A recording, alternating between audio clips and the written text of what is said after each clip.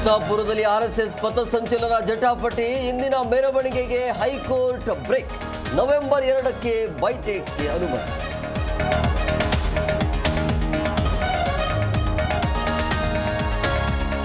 Congress BJP ನಡುವೆ RSS ಸಂಘರ್ಷ. Paid ಸಂಘಟನೆ ಎಂದು ಕೈಪಡೆ ಕಿಡಿ. ಸರ್ಕಾರದ ವಿರುದ್ಧ ಕೇಸರಿ ಬ್ರಿಗೇಡ್ ಕೆಂಡ.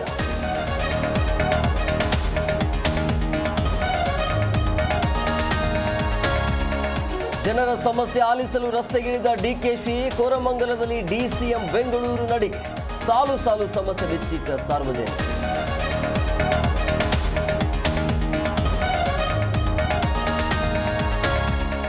ಬೆಂಗಳೂರು ಮಾನಹರಾಜು ಹಾಕಿದ ಗುಂಡಿ ರಸ್ತೆ. ಗುಂಡಿ ಮುಚ್ಚೋದೇ ಅಜೆಂಡಾ ಎಂದ ಡಿಕೆ. ಅಜೆಂಡಾ ಹೇಳಿಕೆಗೆ ಕಿರಣ್ ಮಜುಮ್ದಾರ್ ಕೌಂಟರ್.